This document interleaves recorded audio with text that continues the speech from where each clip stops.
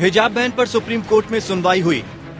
याचिकाकर्ता छात्रा की ओर से पेश जैना कोठारी ने कहा कि ये लिंग और धर्म दोनों के आधार पर भेदभाव है, क्योंकि इसका शिकार केवल मुस्लिम लड़कियां ही होती हैं।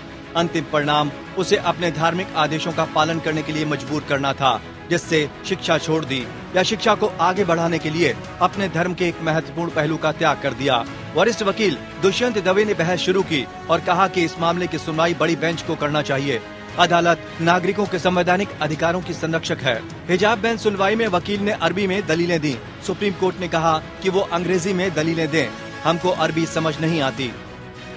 वकील ने कहा कि हाईकोर्ट के फैसले में कुरान का हवाला दिया गया है। मीनाक्षी अरोड़ा ने कहा कि यूएन कन्वेंशन बच्चों को उनके धर्म का पालन करने और भेदभाव के खिलाफ सुरक्षा प्रदान करता है। किसी के धर्म या विश्वासों के पालन करने की स्वतंत्रता केवल ऐसी सीमाओं के अधीन हो सकती है जो कानून द्वारा निर्धारित हैं। राज्य सरकार ये सुनिश्चित करने के लिए है कि स्कूली अनुशासन बच्चे की मानवीय गरिमा के अनुरूप हो और वर्तमान में यूएन कन्वेंशन के अनुसार हो। मीनाक्षी अरोड़ा ने कहा कि क्या हिजाब किसी भी तरह से सार्वजनिक व्यवस्था नैतिकता को ठेस पहुंचाता है? इसके विपरीत आप बच्चों को स्कूल से बाहर करते हैं, आप उन्हें हाशिए पर रखते हैं। हम बच्चों को धार्मिक सहिष्णुता नहीं सिखा रहे। राज्य सरकार के पास एक केंद्रीय कानून के खिलाफ सरकारी आदेश देने की कोई शक्ति नहीं है, जबकि राज्य ने सरकारी आदेश जारी किया है। केंद्रीय विद्यालय में हिजाब की अनुमति देते हैं, ये कानून के अनुरूप है। सरकारी आदेश गलत है।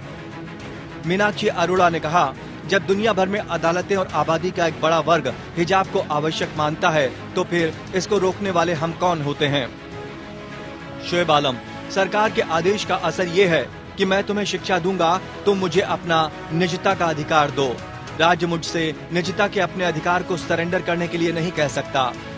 हिजाब मामले में कॉलिन गोंजाल्विस ने कहा कि जहां तक हिजाब के इस्लाम का अभिन्न अंग होने का सवाल है, तो परंपरा एक बार स्थापित हो गई तो वो अनुच्छेद 15 के तहत आती है, यानी बुनियादी अधिकारों का हिस्सा हो जाती है।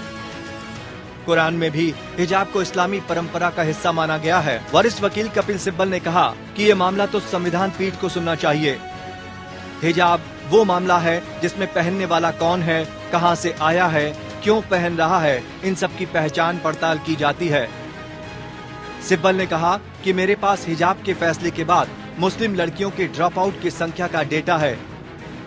एक अखबार को मिले आरटीआई के जवाब के मुताबिक दक्षिण कन्नड़ की 900 मुस्लिम लड़कियों में से 145 ने ट्रांसफर सर्टिफिकेट ले लिया। ये करीब 16% है और ये बहुत ही परेशान करने वाला है। सिब्बल ने कहा कि आपको इसका उत्तर अनुच्छेद 19 में देखना होगा।